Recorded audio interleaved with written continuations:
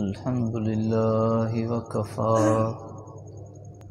وسلام على عباده الذين اصطفى أما بعد فأعوذ بالله من الشيطان الرجيم بسم الله الرحمن الرحيم إنما يخشى الله من عباده العلماء سبحان ربك رب العزة عما يصفون وسلام على المرسلين والحمد لله رب العالمين اللهم صل على سيدنا محمد وعلى آل سيدنا محمد وبارك وسلم اللهم صل على سيدنا محمد وعلى آل سيدنا محمد وبارك وسلم اللهم صل على سيدنا محمد وعلى آل سيدنا محمد وبارك وسلم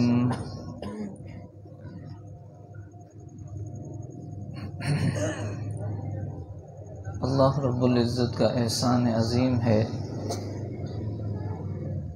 کہ اللہ رب العزت نے ہمیں عقل اور شعور عطا فرمایا۔ اللہ رب العزت کی کتنی مخلوق اس کائنات کے اندر موجود ہے جن کو سانس بھی موجود ہے، کھانے پینے کی صلاحیت بھی موجود ہے، چلنے کی صلاحیت بھی موجود ہے، دیکھنے کی صلاحیت بھی موجود ہے، سننے کی صلاحیت بھی موجود ہے، لیکن عقل اور شعور کی صلاحیت موجود نہیں ہے۔ اللہ رب العزت نے عقل اور شعور صرف اور صرف انسان کو عطا فرمایا، اور اس لیے عطا فرمایا تاکہ انسان میری نعمتوں سے فائدہ اٹھائے اور میرا شکر ادا کرے اور میری بندگی والی زندگی گزارے۔ وَمَا خَلَقْتُ الْجِنَّ وَالْإِنسَ إِلَّا لِيَعْبُدُونَ۔ اللہ تعالیٰ فرماتے ہیں کہ ہم نے انسان اور جن کو صرف اپنی عبادت کے لیے پیدا کیا۔ اب اگر انسان جو اللہ رب العزت کا پیدا کرتا ہے، اللہ رب العزت کی ہر نعمت کو استعمال کرتا ہے، بغیر کسی معاوضے کے ہر نعمت سے فائدہ حاصل کرتا ہے، لیکن اگر اللہ رب العزت سے وہ انسان وفا نہیں کرتا، کھاتا اللہ کا ہے، پیتا اللہ کا ہے،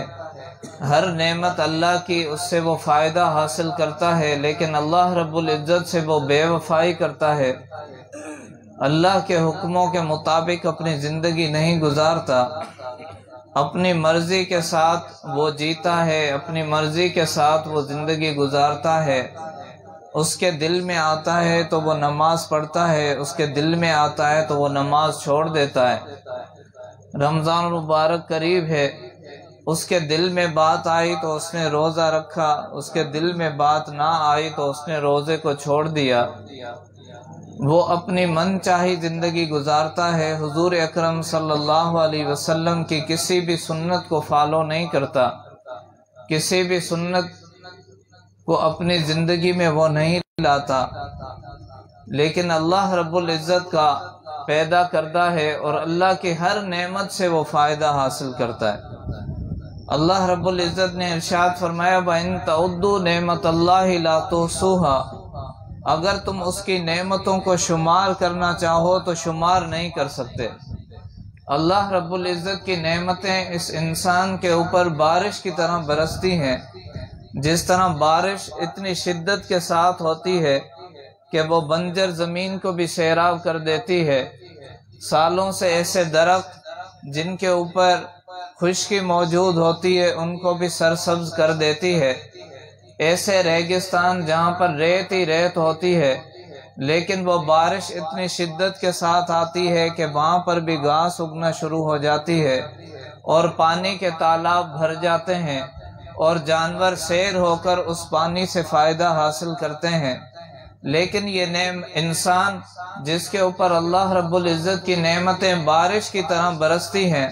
یہ اپنی من چاہی زندگی گزارتا ہے، اللہ رب العزت کے حکم اور حضور اکرم صلی اللہ علیہ وسلم کی پیاری سنتوں کو پس پشت ڈالتا ہے اور اپنی مرضی کے ساتھ زندگی گزارتا ہے۔ اب اندازہ لگائیں کہ وہ نعمتیں جو ہم بغیر کسی معاوضے کے استعمال کرتے ہیں، مثال کے طور پر انسان کی آنکھیں، اس کے اندر روشنی، اور اس روشنی کے ذریعے وہ اللہ رب العزت کی ہر چیز کو دیکھتا ہے اور اس سے فائدہ حاصل کرتا ہے۔ لیکن اس آنکھ کا نور، آنکھ کی روشنی اگر چلی جائے تو وہ اس کے اوپر لاکھوں روپے لگانے کے لیے تیار ہوتا ہے اور مختلف ڈاکٹروں کے پاس جاتا ہے، اور اس کی کوشش یہ ہوتی ہے کہ جتنا پیسہ لگتا ہے پیسہ لگ جائے، لیکن اس آنکھ کی روشنی بحال ہو جائے اور میری آنکھ ایسی ہو جائے جیسے میں پہلے اس سے دیکھتا تھا۔ اسی طرح کان ہے، اگر اس کے اندر تکلیف پیدا ہو جائے، اگر اس کی سماعت ختم ہو جائے تو وہ مختلف ڈاکٹروں کے پاس جاتا ہے، پیسہ لگانے کے لیے وہ تیار ہوتا ہے، صرف اس لیے کہ میرا کان دوبارہ درست ہو جائے اور میں صحیح سے سن سکوں۔ اسی طرح سب سے بڑی نعمت، اللہ کی تو ہر نعمت بڑی ہے، لیکن آکسیجن جو ہم بغیر کسی معاوضے کے استعمال کرتے ہیں اور اس سے بھرپور فائدہ حاصل کرتے ہیں، سردی ہے تب بھی ہم آکسیجن حاصل کرتے ہیں، گرمی ہے تب بھی ہم آکسیجن حاصل کرتے ہیں، کسی جگہ پر بھی ہم چلے جائیں، اللہ کی اتنی بڑی زمین ہے، کہیں پر بھی چلے جائیں، سمندروں میں چلے جائیں، پہاڑوں کے اوپر چلے جائیں، لیکن اس آکسیجن کو بغیر کسی معاوضے کے ہم استعمال کرتے ہیں۔ لیکن اگر وہی انسان بیمار ہو جائے اور اس کو کوئی دل کی تکلیف ہو جائے، یا ابھی جس طرح یہ کرونا وائرس چل رہا ہے، اس میں کتنے آکسیجن کی ضرورت پڑتی ہے، فوراً اس کو آکسیجن لگایا جاتا ہے، ہاسپٹل کے اندر اس کو ایڈمٹ کر دیا جاتا ہے، اور اس سے پہلے ایگریمنٹ سائن کرا دیا جاتا ہے کہ جتنے بھی آکسیجن کے ڈرم اس کے اوپر استعمال ہوں گے اس کا معاوضہ یہ ادا کرے گا۔ اب آپ دیکھیں کہ ایک بندہ کرونا وائرس کے اندر مبتلا ہے اور وہ ہاسپٹل کے اندر ہے، اور کتنا آکسیجن اس کے اوپر لگتا ہے، اور اس کے بعد جب وہ ہاسپٹل سے ڈسچارج ہوتا ہے تو کتنی پیمنٹ دے کر وہ اپنے گھر واپس جاتا ہے۔ اور وہ اللہ کی نعمت جو ہم بغیر کسی معاوضے کے استعمال کر رہے ہیں۔ تو اللہ کی اتنی نعمتیں استعمال کرنے کے بعد اگر کوئی اللہ کے حکم کے، اللہ کی مرضی کے خلاف زندگی گزارے، ہم دیکھیں ہم بچوں کے اوپر کتنی محنت کرتے ہیں، بچوں کی پرورش کے اوپر محنت کرتے ہیں، بچوں کی تعلیم کے اوپر محنت کرتے ہیں، بچوں کے کھانے پینے کے لیے رات دن ماں باپ ایک کرتے ہیں اور ان کو راضی کرنے کی کوشش کرتے ہیں۔ بچے نے جو فرمائش کی اب اس کی فرمائش کو پورا کرو، لیکن اگر وہی بچہ نافرمان بن جائے، وہی بچہ ماں باپ کی کوئی بات نہ مانے، ماں باپ کی نافرمانی کرے، اساتذہ کی نافرمانی کرے، رشتہ داروں کی نافرمانی کرے، اور سمجھانے کے بعد بھی اگر وہ باز نہ آئے، تو پھر آپ کے سامنے یہ مثال موجود ہے کہ ماں باپ کتنی بڑی سزا اس کو دیتے ہیں۔ روزانہ آپ دیکھیں اخبار بھرے پڑے ہوتے ہیں کہ فلاں بچہ، فلاں کا بیٹا، اس نے آگ کر دیا،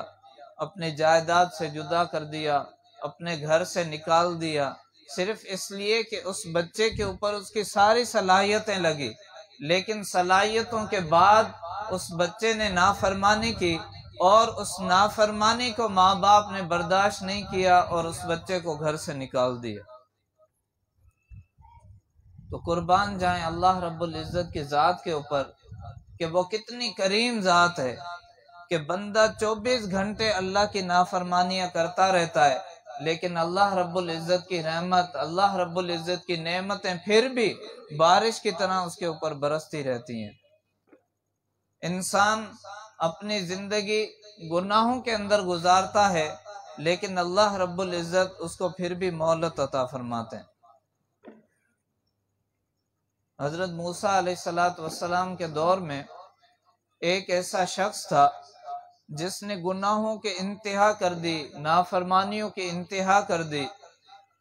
اللہ رب العزت کو اتنا ناراض کیا کہ اللہ رب العزت نے اس پوری بستی کے اوپر، پورے علاقے کے اوپر قحط نازل فرمایا۔ اب ساری کی ساری قوم مل کر حضرت موسیٰ علیہ السلام کے پاس آئی اور آ کر عرض کیا کہ اللہ کے پیغمبر، آپ کلیم ہیں، اللہ رب العزت سے کلام کرتے ہیں، اور آپ کی قوم کی یہ حالت ہے کہ ہمارے جانور بھوکے مر رہے ہیں، ہمارے بچے بھوکے مر رہے ہیں، ہم خود بھوکے مر رہے ہیں، بارش ہے نہیں، پانی ہے نہیں، کھیتی باڑی ہے نہیں، تو آپ اللہ سے دعا کریں، اللہ سے کلام کریں تاکہ اللہ رب العزت ہمیں اس عذاب سے نجات عطا فرمائے۔ حضرت موسیٰ علیہ السلام نے اللہ رب العزت سے کلام کیا اور عرض کیا کہ اللہ، میری قوم شدید پریشانی کے اندر مبتلا ہے، قحط کے اندر مبتلا ہے، آپ مہربانی فرمائیں، اس قحط کو دور فرمائیں۔ اللہ تعالیٰ نے ارشاد فرمایا کہ اے موسیٰ، تمہاری قوم کے اندر ایک ایسا شخص موجود ہے جس نے میری نافرمانیوں کی انتہا کر دی، گناہوں کی انتہا کر دی۔ جب تک وہ شخص اس قوم سے نکل نہیں جاتا تب تک میں قحط کو ختم نہیں کروں گا۔ اب کیا پتا وہ شخص کون ہے؟ چنانچہ انہوں نے ایک تدبیر کی۔ حضرت موسیٰ علیہ السلام نے فرمایا کہ تم پوری کی پوری قوم ایک میدان کے اندر جمع ہو جاؤ، اور اس کے بعد میں اعلان کروں گا کہ وہ شخص جو نافرمان ہے،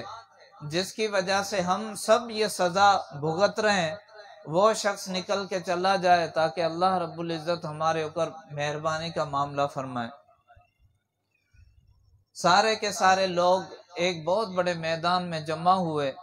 اور حضرت موسیٰ علیہ السلام نے وہاں پر اعلان فرمایا کہ وہ شخص جس نے نافرمانیوں کی انتہا کر دی، اللہ رب العزت شدید ان سے ناراض ہیں، وہ نکل کر چلا جائے۔ اب اس شخص نے جب سنا تو وہیں پہ گردن نیچے کی اور اللہ رب العزت سے گریہ کیا، اللہ رب العزت سے توبہ کی، اور اس نے کہا کہ یا اللہ، آپ اتنی کریم ذات ہیں اور اتنی رحیم ذات ہیں اور پوری کائنات کو چلانے والی ذات ہیں، اگر آپ عذاب مسلط کرنا چاہتے ہیں تو آپ کی مرضی ہے، جتنے بھی لوگ ہیں ان سب کا عذاب آپ میرے اوپر ڈال دیں۔ اگر آپ مہربانی کرنا چاہتے ہیں تو میں آپ سے آج اپنے دل کے اندر اپنے گناہوں کی سچی توبہ کرتا ہوں، آپ معاف فرما دیں، آپ انتہائی کریم ذات ہیں۔ اب اس نے دل ہی دل کے اندر یہ دعا مانگی، اللہ رب العزت سے مناجات کی ہے، توبہ زاری کی، اور کوئی شخص اس مجمع سے نہیں نکلا اور فوراً بادل آئے اور بارش برسنا شروع ہو گئی۔ لوگ سارے حیران، حضرت موسیٰ علیہ السلام خود حیران کہ کوئی شخص اس مجمع سے نہیں نکلا۔ قوم کی نظریں حضرت موسیٰ علیہ السلام کے اوپر کہ اللہ کے کلیم نے بات اتنا دعویٰ کیا کہ اگر کوئی شخص نکل جائے تو بارش ہوگی، قحط ختم ہوگا، نکلا بھی کوئی نہیں اور پہلے بارش شروع ہو گئی۔ بہرحال حضرت موسیٰ علیہ السلام کو بڑی عجیب بات لگی، تو آپ نے اللہ سے کلام کیا اور عرض کیا کہ یا اللہ، یہ ساری قوم میری طرف دیکھ رہی ہے اور آخر ماجرا کیا ہے؟ آپ نے مجھے ارشاد فرمایا کہ ایک ایسا شخص اگر یہاں سے نکلے تو میں اپنی رحمت کی بارش بھیجوں گا، نکلا بھی کوئی نہیں اور بات میری جھوٹی ہو گئی اور بارش شروع ہو گئی، پوری قوم کی نظریں میرے اوپر ہیں، یہ کیا معاملہ ہے؟ اللہ رب العزت نے ارشاد فرمایا کہ اے موسیٰ، بالکل ایسے ہی تھا، لیکن اس بندے نے ایسے مناجات کیے، ایسی توبہ اور استغفار کی کہ میں نے اس کے سارے گناہوں کو معاف کیا اور میں نے اسی ٹائم اپنی رحمت کی بارش بھیج دی۔ تو اللہ رب العزت وہ کریم ذات ہے کہ جس کی جتنی بھی ہم نافرمانیاں کریں پھر بھی ہمیں وقت دیتے ہیں، ٹائم دیتے ہیں، کہ شاید یہ بندہ میرے پاس آئے، کوئی توبہ اور استغفار کرے، تاکہ میں اس کی توبہ کو قبول کروں اور اس کے سارے گناہوں کو معاف کروں۔ تو ان پروگرامات کا مطلب، ان مجالس کا مطلب، ان کا ایک مقصد ہوتا ہے۔ آج ہم سب یہاں پر جمع ہوئے ہیں، اللہ والے آتے ہیں، ہم ان کی زیارت کرتے ہیں، آپ لوگ ان کی زیارت کرتے ہیں، بیانات سنتے ہیں، ذکر میں بیٹھتے ہیں۔ اس کا ایک مقصد ہے۔ مقصد کیا ہے؟ کہ ہم اللہ رب العزت کی فرما برداری والی زندگی گزاریں، ہم اپنی زندگیوں کے اندر تبدیلی لائیں، پیارے آقا علیہ الصلاۃ والسلام کی پیاری سنتوں کے مطابق اپنی زندگیاں گزاریں۔ اگر ہم ایسی مجلسوں سے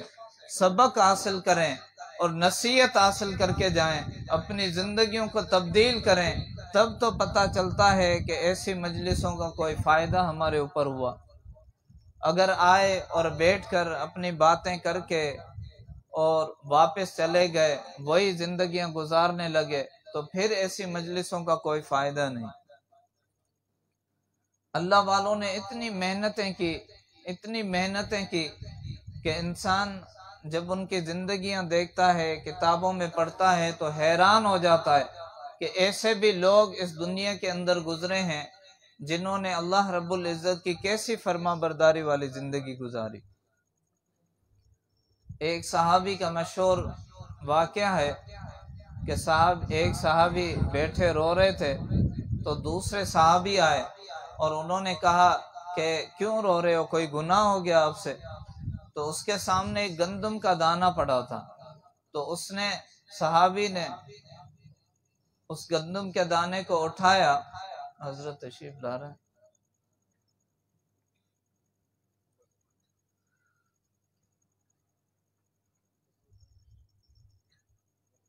دوبارہ اپنی بات دہراتا ہوں۔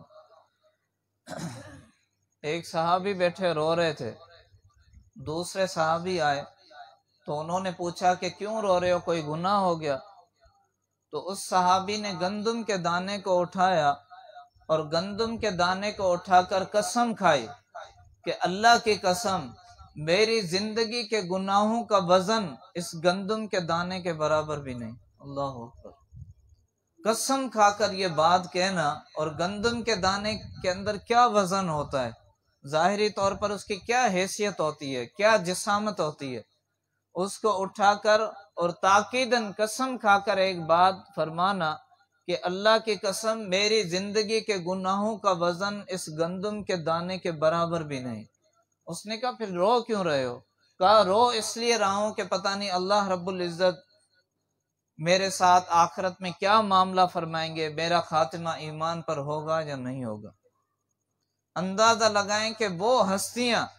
اس کائنات کے اندر گزری ہیں جنہوں نے ایسی زندگیاں گزار کر ہمیں بتا دی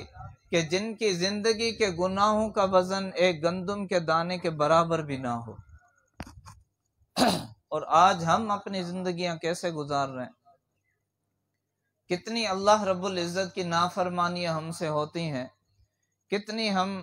پیارے نبی صلی اللہ علیہ وسلم کی سنتوں کے اوپر عمل کرتے ہیں۔ صبح جب ہم اٹھتے ہیں، رات تک اپنا محاسبہ کریں، مراقبہ کریں کہ آج کتنی سنتوں کے اوپر ہم نے عمل کیا، آج کتنے اللہ رب العزت کے حکم ہم نے مانے اور ان کے مطابق اپنی زندگی گزاری، تو دودھ کا دودھ اور پانی کا پانی ہو جائے گا۔ اللہ رب العزت سے دعا ہے کہ اللہ تعالی ہمیں عمل کرنے کی توفیق عطا فرمائے۔ حضرات تشریف لا چکے ہیں، وما علینا الا البلاغ۔